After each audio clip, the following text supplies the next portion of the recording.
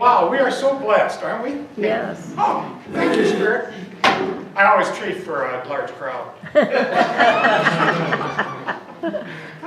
Anyway, today is a wonderful day for me because what we're going to do, we're going to honor and focus on one of the most important relationships, one of the most important friendships that we can ever have in this human experience. And that's what it's all about. Yeah, this friendship is there 24/7, always with us. It listens to what I've got to say, believe it or not. It reacts to my feelings. And it also responds to my thoughts. It's always there for me. It actually creates a memory bank that I can use at will. It heals my wounds. And what am I talking about? Well, the Christian fundamentalist Christians and also the Catholic Church, when I was at the Catholic Church, we used to call it the Holy Ghost. The Father, Son, and Holy Ghost. When I was with the Jesuits, we used to say, Nominus Patris et Filio Spiritus Sanctus. Spiritus Sanctus, the Holy Ghost. In New Thought, what do we call it? We call it the soul. My biggest problem with all of that is labels. We tend to label everything, and we have to put things in its own box. And so what we do, we tend to separate. A soul cannot have, then, this idea of God cannot have parts. The minute we label it, we put a boundary around it. And we make it a separation from who we are. But we're going to use the word soul today. But when we use the word soul, think in terms of that Almighty, this wonderful life force that's there for us every moment of the day. And what's kind of neat about it, it doesn't cost anything. And what it does, it provides us with all of our needs. It not only does that, but it goes even a step further. It guides us and directs us. It provides Angelo with inspiration. Everything that I've ever done in my years of 44 years, I just used 44 years because that's when I got into this idea of New Thought. So I don't have to worry about the other years. But I know this, that when I have an idea that I want to create something, I don't try to use my conscious mind to kind of say, oh, you can't do that, you can't do this, or it's been done before, nobody will like it, or they might not like you if you do it. No, I open myself up and I speak to it. I become friends with it. And it's my friend. When I was in the Marine Corps, I called it my co-pilot of my life itself. It got me through so much stuff, 35-mile bivouacs and obstacle courses and flights, my gosh. And I always said, I'm going to have a relationship with this that I am. I'm going to have a relationship with my eternal self that's far above anything that's in the physical. And that's what this month is all about. Because when we have an idea, or we have some kind of an illness, we don't have to worry about it or fret about it. We can open ourselves up to it and know that the divine energy is there. And thy will be done. Whatever that means, we don't know. And so what we do, we embrace what it is that's expressing itself in our physical beingness, and we accept it, we embrace it, knowing that thy will be done, but I can mitigate it. One of the big things that we do when we create this idea of a friendship and a partnership, a relationship with Spirit, we stop saying, I am this or I am that.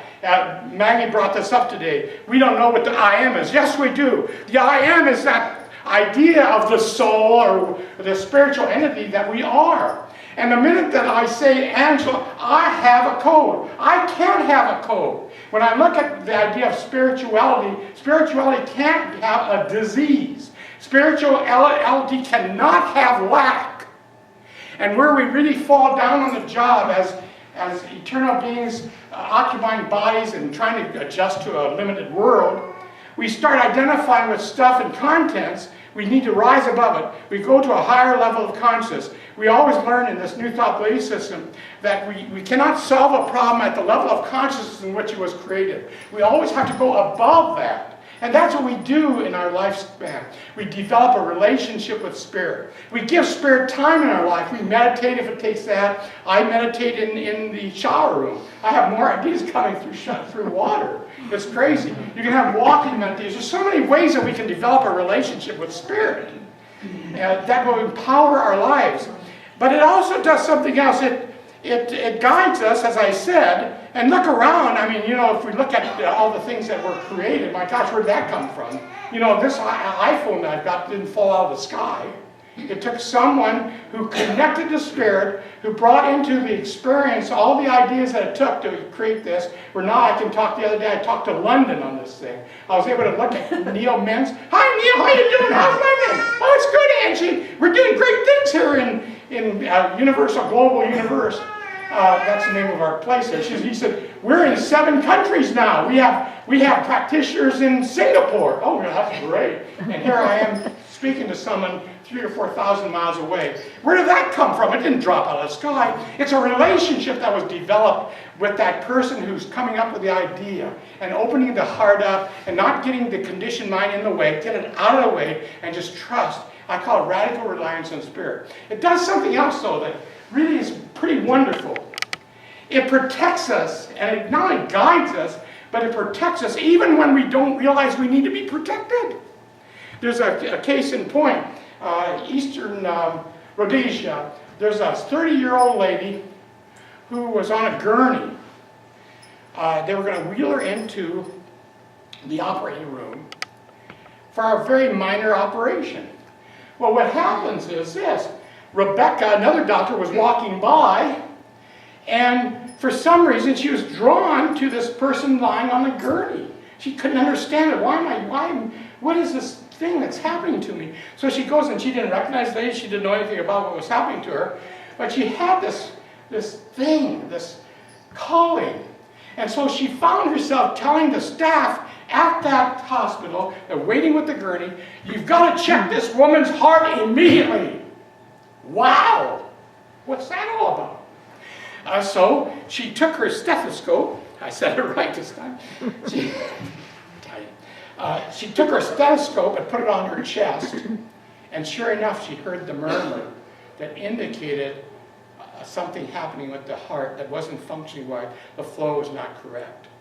And so she felt, my gosh, if they operate on this lady and they provide her with an anesthesia and they put her under, they'll kill her. So she immediately went to the surgeon, and the surgeon canceled the operation. And sure enough, when they checked her heart, if they had taken her under the knife and if they provided the anesthesia, she would have died. This energy saved that person's life. Now, what is this energy? The surgeon asked Rebecca, that was the name of the doctor, what gave you the idea that she had a heart problem? She said, oh, it was just a hunch. Yeah, really? Was it really a hunch? Or is there a life force that's within each one of us that guides and directs us, that protects us when we at least expect that we need to be protected? This gal was lying there, and she didn't realize she had a heart situation. We could go on and on that part. It not only does that, it's almost, we just came back from the animal chaplaincy graduation. It's not only a human species, it's interspecies. This life force talks to all that there is. It's everywhere present. It's a divine energy that's everywhere. And a story that came to mind this morning, actually.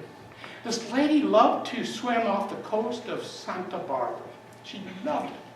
So one day she's out there swimming off the coast of Santa Barbara, and she has a severe cramp in her leg. I mean, so severe, I don't know if you've ever experienced this, I have. So a severe cramp in the leg, and when I get it, and it has been for a while, you have to kind of stretch things out and you try to get it to shape up. But when you're in water, it's pretty hard to do. So she went under.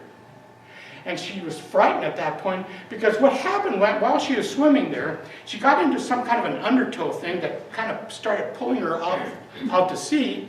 So what she did, she followed the protocol, and so she started swimming parallel to the coast, parallel to the coastline there. And so she was a mile from the shoreline. So she thought, my gosh, and she prayed as she was going under, and she said, is this it?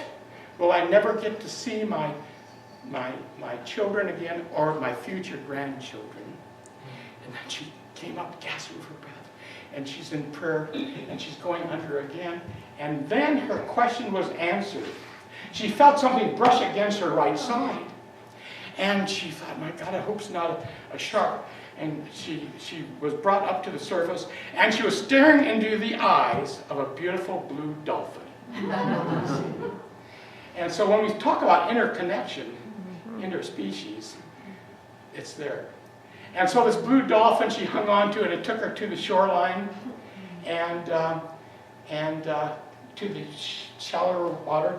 And as she lay there trying to straighten out her leg, getting rid of the cramp, she looked out, and the dolphin was still sitting out there, or swimming out there, as if to say, I'm going to stay here until I'm sure you're okay. Isn't that cool? Clap for the dolphin.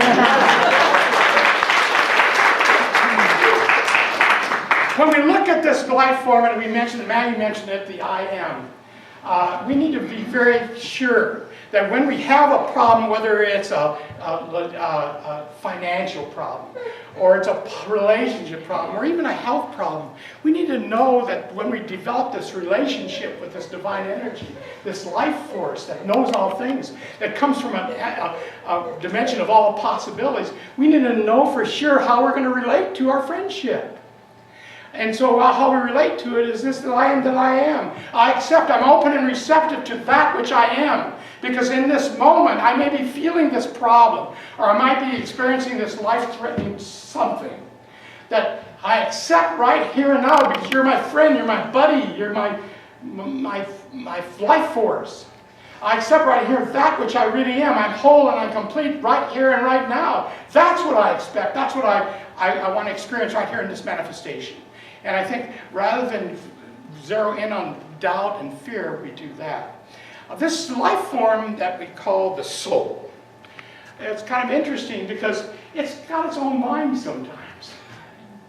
There are those that go through a sudden problem where they're ready to make their transition, and something happens. I read a near-death experience not too long ago that was kind of interesting. It was about a lady who had a massive heart attack. And she's totally zonked out. The children called an ambulance, and they hollered she was comatose. She hauled this lady in who was either near death or dead. And they were working on her, trying to resuscitate her in the ambulance. And she got to the hospital, and they were working on this gal. And she survived. Afterwards, there's a lady who's a researcher. Her name was Kimberly Clark out of Seattle. But she used to just do a lot of this research. So she sat down with this lady. Her name was Maria. And she sat down with Maria, and she asked Maria, she said, exactly what did you experience? She says she described exactly what happened in the ambulance. She described exactly what happened when they were resuscitating her in the hospital. But she said something different. And so being a researcher, Kimberly Clark decided, I need to really get some more information. Tell me some more about this. Because maybe it was a dream. Maybe it was something that she imagined. So she said, well, in consciousness, I floated out of the hospital itself. I found myself outside the hospital. Oh, really? And then what did you see? She said, well, I remember. On the third floor, on a ledge there, I saw a shoe. Oh, really? A shoe, really? And describe the shoe to me. Now, here's a researcher getting the information. She said, well, it was a shoe, it was a 11-foot shoe. It was blue, and on the toe part was worn out, and the shoestrings were underneath the heel. Oh, really? That's interesting. So she said, well, thank you, and she wrote everything down. So this researcher decided, well, I'm going to go on the third floor. I'm going to check every ledge on the third floor. I'm going to find that shoe if it exists. If not, I know that it's an imagination. So she's looking at all the ledges. She's going in all the rooms. She's looking, and sure enough, there on one of those ledges was the shoe. Blue. Left-footed.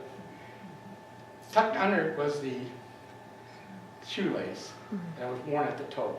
Isn't that cool? Yeah. Now, if we have naysayers